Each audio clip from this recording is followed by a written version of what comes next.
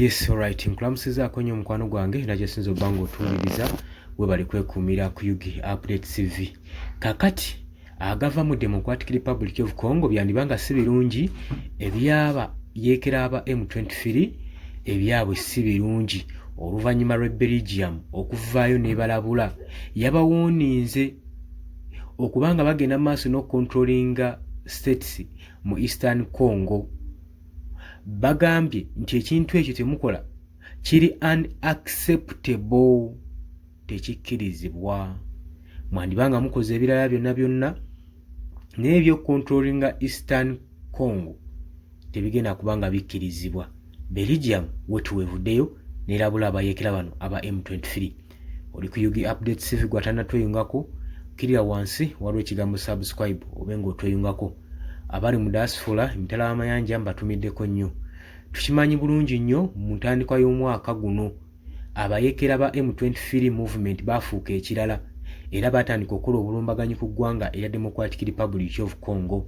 Bwe batyo bagenda mu maaso n'okukolesa eryanyi eriyitiridde ku magye ga gavumenti y'eggwanga erya DRC ne bagenda nga bawamba ebibuga. Basookera ku kibuga Goma, ekyo kyo ne bakiwamba saako ne airport. Tebaakoma okwo ne bagenda e Bukavu, Buvuma airport yonna ne bawambayo. Kakati ekisinga okuba nga kimakinga matter worse nti amaanyi gaali gasukkiridde, bano baatuuka ne extent ekyusa governance mu states ezo ze baali bawambye. Kakati Belgium evuddeyo n'ebalabula ne bagamba nti muyinza obba mukoze bingi, mukoze ebisoboka byonna, naye ekyokucontrollinga Eastern mu buvanjuba bwa DRC tekigenda kukola, tekijja kubanga kikkirizibwa. Lwaki Belgium erabulawo etyo? Ku meeting eyatuuliddwa mu Kinshasa mu August ennaku z'omwezi 19, 2025, Belgium yagenze mu maaso n'okubanga etwala okulabula eri abayeekera ba M23 ne bagamba nti nno mukimanye nti nno Eastern Democratic Republic of Congo DRC tubalabula nti groups zammwe era ne structures ezigenda mu maaso n'okutiisatiisa Congo sovereignty n'okwandamininga regional stabilities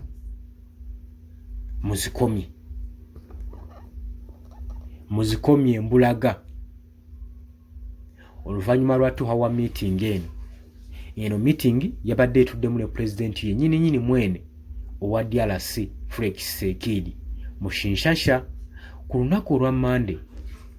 Belgium Deputy Prime Minister and Foreign Minister Maxime Prevot agamba nti no actions eri abayeekera ba M23 tezijja kubanga zikkirizibwa kugenda kukola bulumbaganyi mu Eastern Democratic Republic of Congo. Agamba nti waliwo ensonga buli kadde lwaki bali concerned n'embeera eno egenda mu Eastern Congo, era nga bagamba tulaba nga abayeekera bano aba M23 baseetinze enkambi zaabwe mu regions zino era tebakomye okwo kokka organizinga troops zaabwe mu regions zino, wabula ekisinga obbeeraliikiriza bakoze ne administrations ezaabwe ku lwabwe omuli justice ne bariplacingamu ne ba customary leaders era ne babehavinga nga ba territories nti oba territories ezo ze bawamba gaali matwale gaabwe. Belgium egamba kino tekijja kukkirizibwa. Prime Minister saako ne Prime Minister ne Foreign Minister bagamba bino tebigenda kubanga bikkirizibwa, nti newankubadde muwambye, tubalabye muwambye ebitundu ebisinga obungi, muwambye ebibuga, muwambye obubuga wabwetooloddewo, muwambye mineral resources ezisinga zonna obungi, era tulaba temukomye okwo okumakinga matter worse mugenze mu maaso n'okuba nga mwekolera obukulembeze bwammwe mu territories zino ze muwambye mu bibuga bye muwambye gy'oba nti okujja nti zaali states zammwe ekintu ekitakkirizibwa oba okitegeera. Kati ensonga lwaki Belgium ekandula ku ddoboozi kuba obumenyi bw'amateeka buli kimu kye bakola bakikolera ku mudumu gwa mmundu era bakikola nti nga kiri mumenyi bw'amateeka. Zino nno remarks zizze oluvannyuma lw'okutangaaza regional tension eri mu Kinshasa nga bagenda maaso n'okulumiriza Kigali owa Kagame, Paul Kagame ow'e Rwanda nti yagenda maaso n'okuba nga abakinga abayekera bana ba M23. Newankubadde yo Rwanda ekidinayinga ekyegaana egamba temunsibaako matugambuzi kundi isango.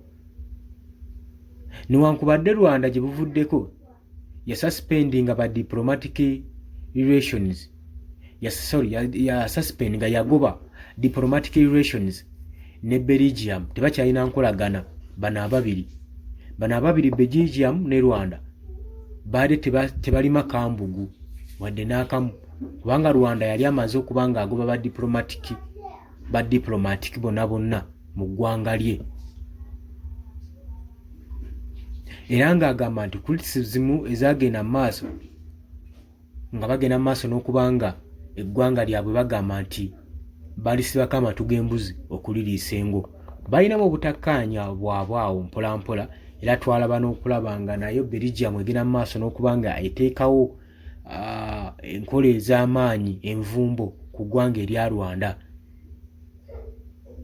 Kakati Rwanda kati nayo egenda maaso n'okuba nga erumiriza newankubadde nayo bagirumiriza naye egenze maaso n'okulumiriza Belgium saako ne Western European nations ogenda maaso n'okulya enkwe. Rwanda envoy eri UN Ernest Rwamusho gye buvuddeko emabega yakyajinga major Western European actors ng'agamba nti benyigira mu illegal exploitation of mineral resources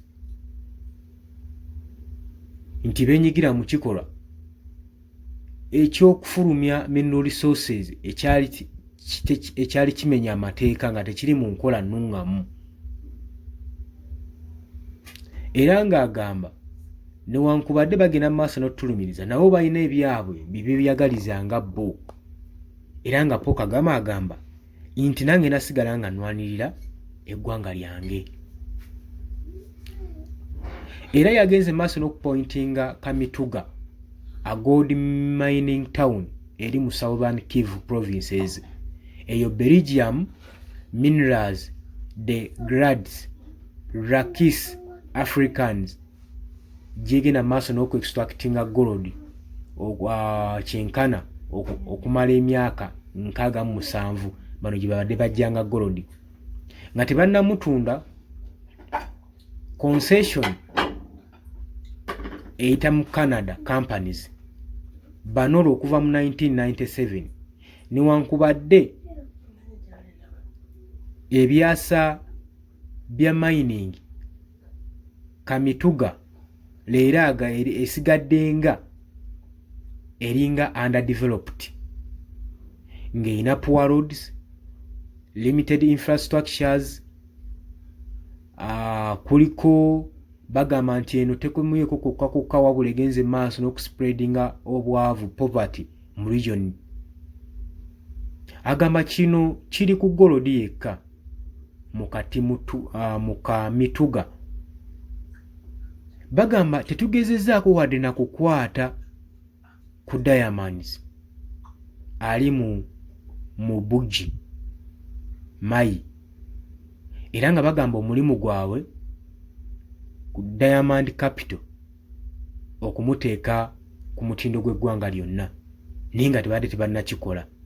Kati no kikulaga ki nti ne Paul Kagame agezaako okulaga historical grounds nti Belgium nayo erina personal interest zegenda maaso n'okweyagaliza mu Democratic Republic of Congo.